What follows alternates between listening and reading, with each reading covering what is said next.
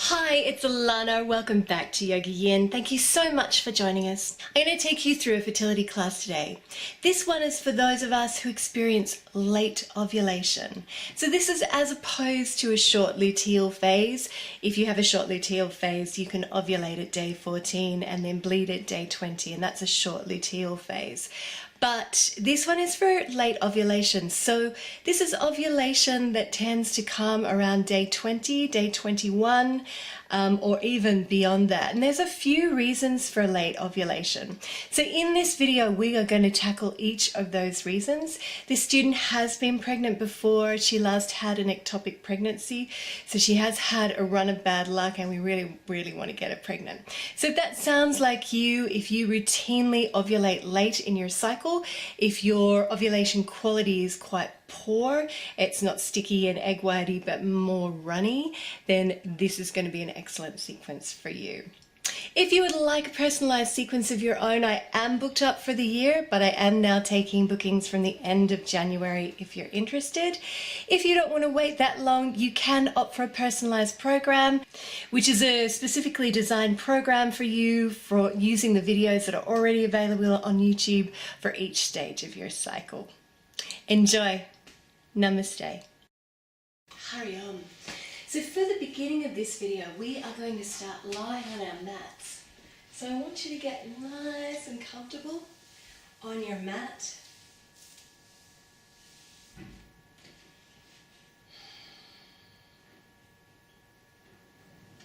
Just take a few minutes lying in Shavasana, arms a little way out from the body, palms facing upward, feet rolling out to the sides.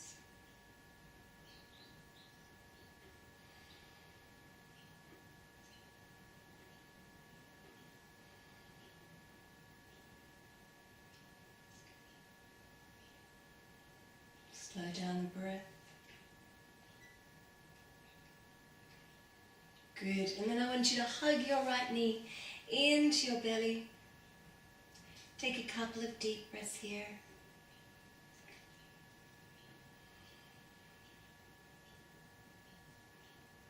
And then release it and place your foot firmly on the mat. Hug your left knee in.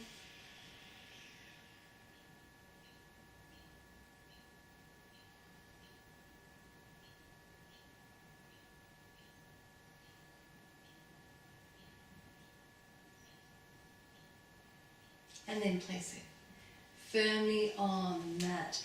And we're going to begin with Setu Bandhasana, or bridge pose. I want to keep this as a flowing pose rather than holding it, because we want to make sure that her uterine lining is nice and thick and lush for when she does get pregnant again. So I want you to have your arms long beside your body, chin tucking in, and we're going to inhale and we're going to raise the pelvis off the mat. And then just gently roll it back down. So we're working in a flowing motion. Inhaling to raise, coming up a little further now. And exhaling. And inhaling.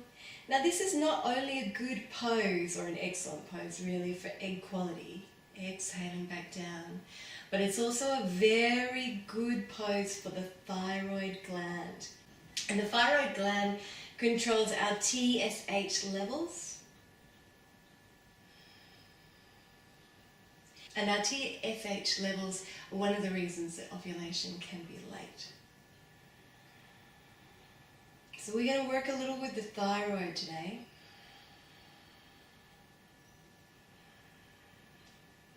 Keep working with the breath, inhaling to raise, exhaling to lower. Couple more rounds.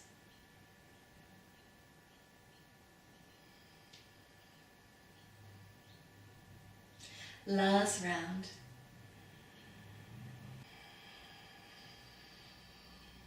Beautiful. And then I want you to just gently extend your legs. Now, if you have any neck issues, I don't want you to practice this one, okay? But if you don't, I want you to roll your hands underneath your buttocks, palms facing down like so. This is one of my favorite poses actually. And coming up onto the elbows, It's also really good for your thyroid gland. I want you to now arch your spine and release your head towards the mat. We're going to take 6 deep breaths here.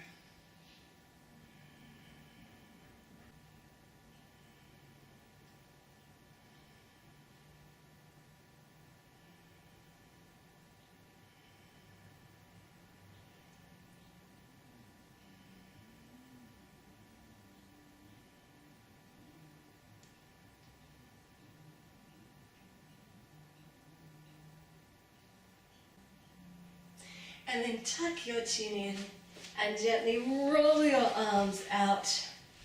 Beautiful. And hug the knees into the belly once more, just releasing off the lower back.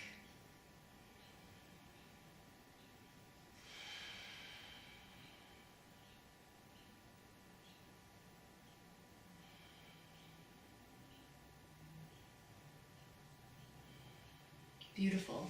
So there are 2 very good poses for regulating your thyroid gland. I want you to just gently roll off to one side now. And we are going to come to the top of our mat standing, and we're going to practice Surya Namaskar, a sun salutation, to really get the blood flowing and to increase the quality of our uterine lining. Beautiful. So I want you to come to the top of your mat. Just make sure your feet are directly underneath your hips. Soften at your knees, tuck your tailbone under, draw up through the sides of the body, roll the shoulders back and down like so. Tadasana spine. And we're going to take those arms up and over the head to prayer, inhaling, looking up to the hands, and exhaling, folding forward. And I want you to soften your knees here if you need to. Good. Inhale, come up to your fingertips, look forward, step back on your right leg to a lunge pose. And if that is enough for you, I want you to keep it here. If you can come a little further, come up, bringing the hands to the heart. Take a deep breath here. And then release it. Come back into a downward dog. Now, as this is our first downward dog, and downward dog balances the entire endocrine system, I want you to walk through your feet. Just releasing off the backs of the legs, softening between the shoulder blades. And now hold downward dog for a deep breath.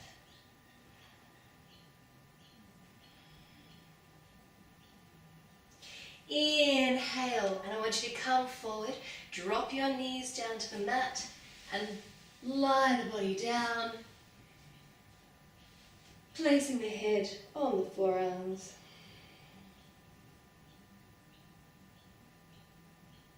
And breathing down into the belly.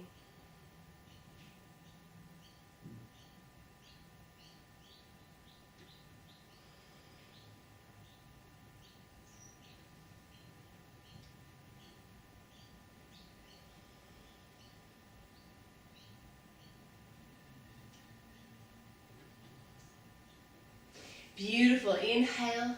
Take the hands beside the chest, looking up slightly, taking a breath in Cobra. Good. And then coming all the way back to Downward Dog.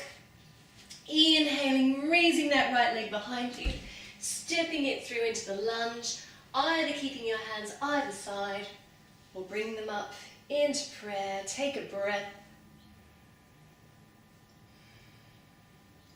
Release them, step the left foot up to the right, fold forward here, soften your knees if you need to, and inhale, look up. Stepping back again on that left leg, into the lunge, holding it for a breath.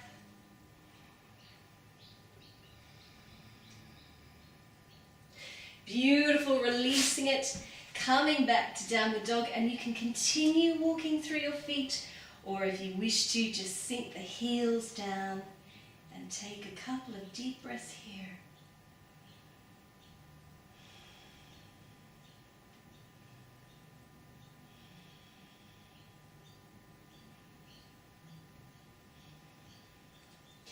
Good. Good, bring your weight forward over your hands, drop your knees, uncurl your toes, lay the body down, folding the forearms, resting the head.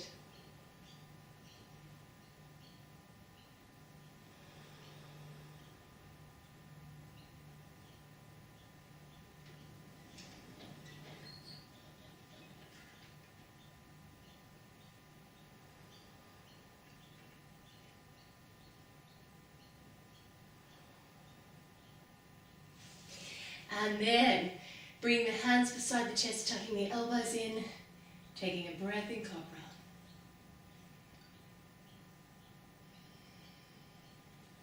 Coming back all the way to downward dog, raising the left leg in the air, stepping it through into the lunge, holding it for a breath. Release it. Step the right foot out, fold forward. And then inhale, raise the arms. And exhale, bring the hands to prayer. Take a couple of deep breaths here.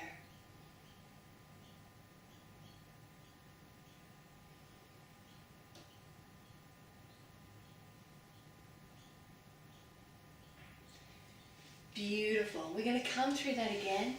Inhaling, looking up to the hands, exhaling, folding down, taking the right foot back, but now stepping the left foot back as well.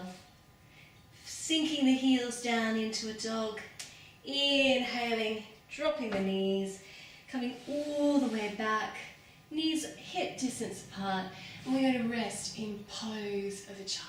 So I want you to just stretch your arms out nice and long, take your knees out to the side of the mat so that your belly is unobstructed, and drop your forehead to the mat.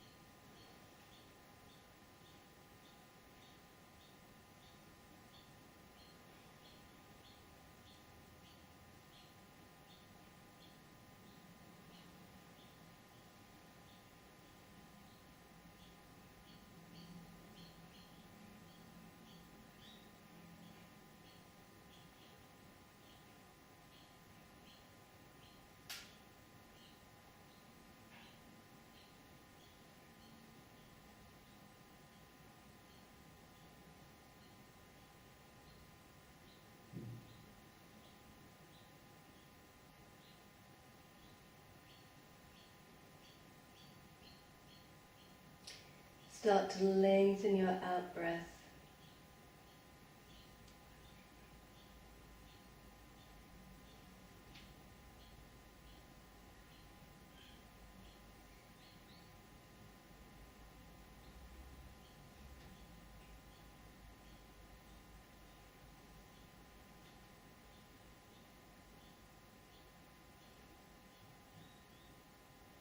Pose of a child is a very deeply relaxing pose.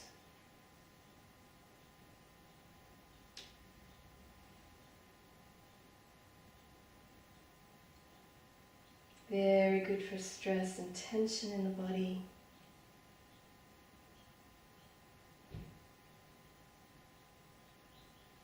Stress and high cortisol levels are another reason for late ovulation.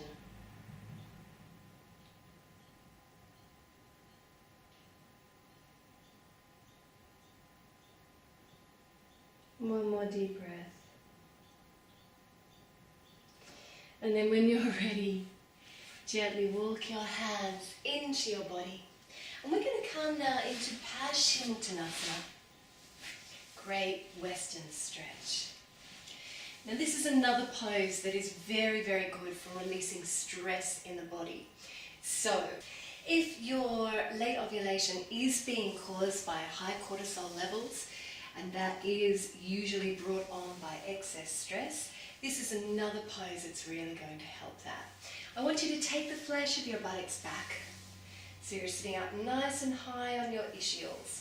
And if you have any issues with your lower back, I want you to bend your knee when you come forward.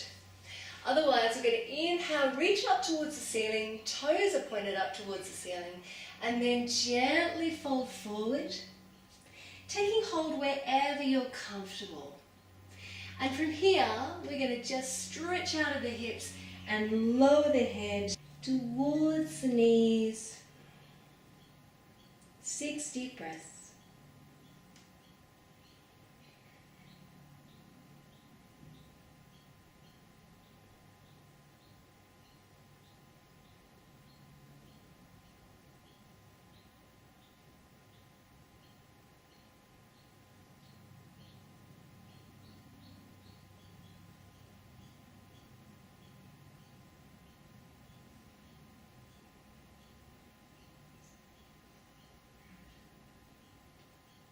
Good, and then inhale, reach forward. Raise your arms up and out of your hips, and then take your hands back behind you. So Paschimottanasana is also an excellent pose for fertility, and it's also an excellent pose for our estrogen levels, just aiming to increase the quality of your ovulation. Now we're going to just shift our buttocks forward, lying back down on a mat, and we're going to come into a pose called Halasana plow pose, which is excellent for your thyroid gland. Now again, if you have any neck issues or if you have any eye issues, I want you to just relax in Shavasana and sit this one out. Otherwise, when you're ready, we're going to turn our palms down, arms long on the mat, and then gently bend up our knees. And when you're ready, we're going to inhale and take the legs over the head, coming up onto the shoulders, interlacing the fingers, holding it here. 5 deep breaths.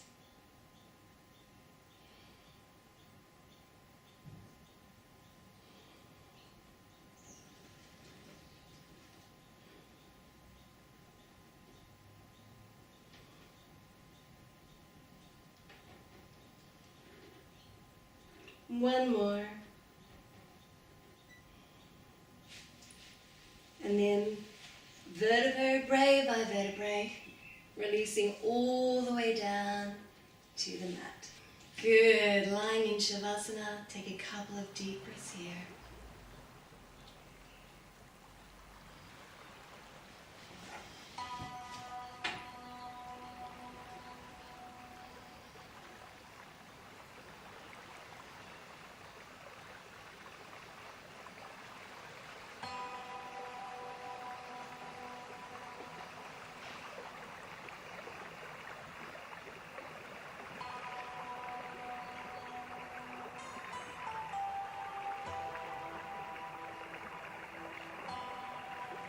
Good. Draw the soles of your feet towards one another now, bending up the knees. I want you to bring the tips of your thumbs, your forefingers together. Place the hands over the belly.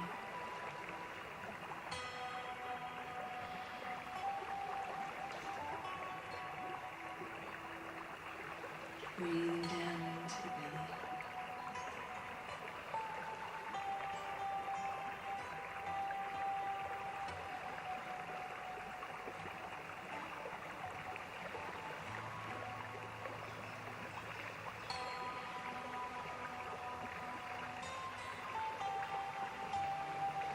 Close your eyes if you're comfortable.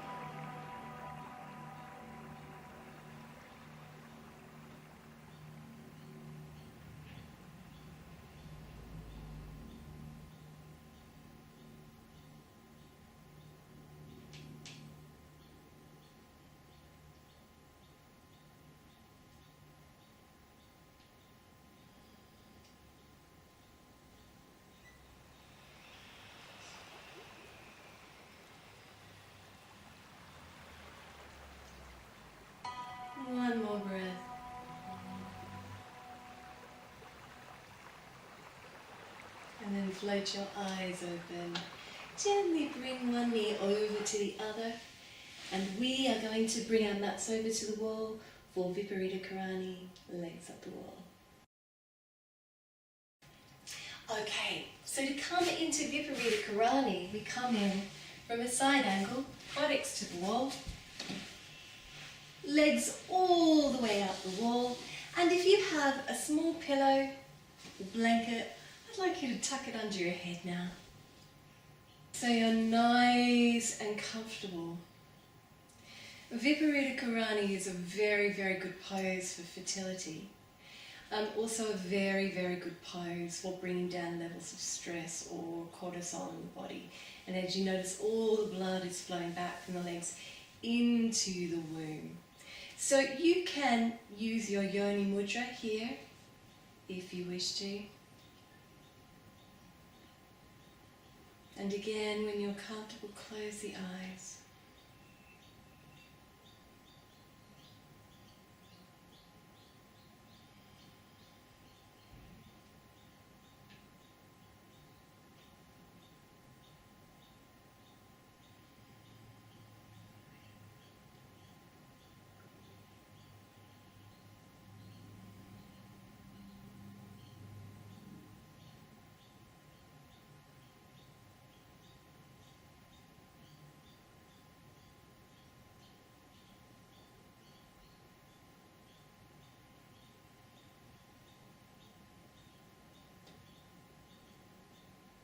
Letting go of any remaining tension in the body.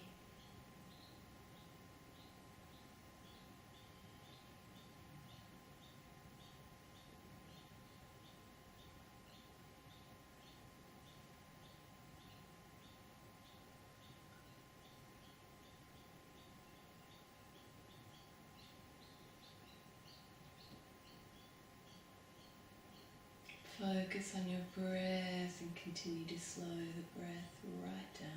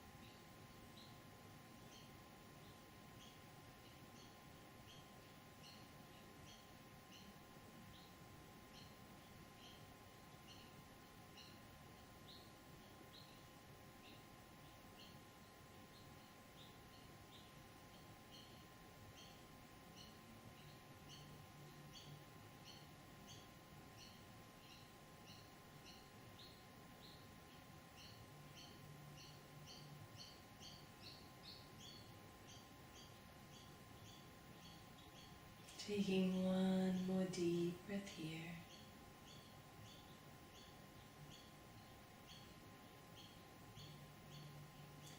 And then gently bend your knees. Now you can stay here for another 10 minutes if you wish, if you have that time. For the purposes of our video, I'm going to get you to roll off to one side and then make your way back to the center of your mat in a seated position. So coming into a comfortable seated position on your mat.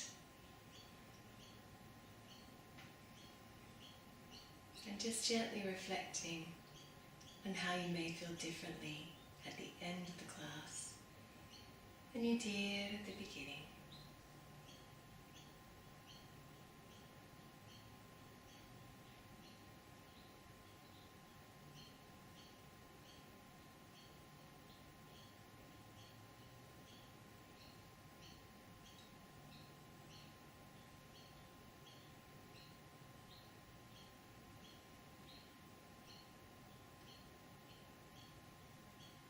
We're going to now circling the body with a Sufi grind. So I want you to either just take hold of your knees or the ankles wherever you're comfortable, and we're going to gently start to circle the body, releasing those core muscles and the lumbar spine, and just getting the blood flowing around the womb.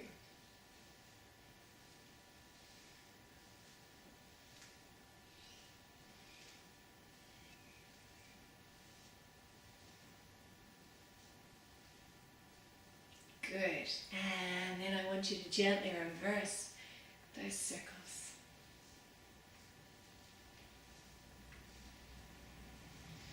Close your eyes if you're comfortable and really work into the body.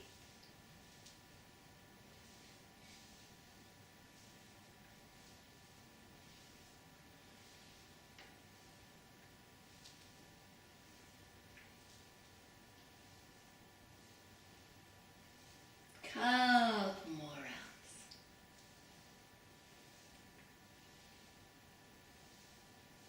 Good. And then gently come to a point of stillness. Keep the eyes closed if you have already. And bringing the body back to a state of balance.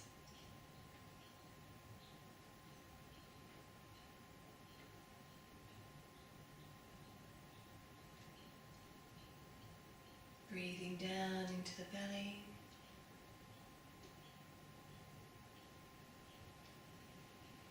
And I want you to bring your hands to Namaskar Mudra to close off our practice. And bring the hands to the forehead for clarity of thought and an open mind. To the lips for clarity of speech and kind speech, particularly to self. And to the heart for an open and courageous heart. Om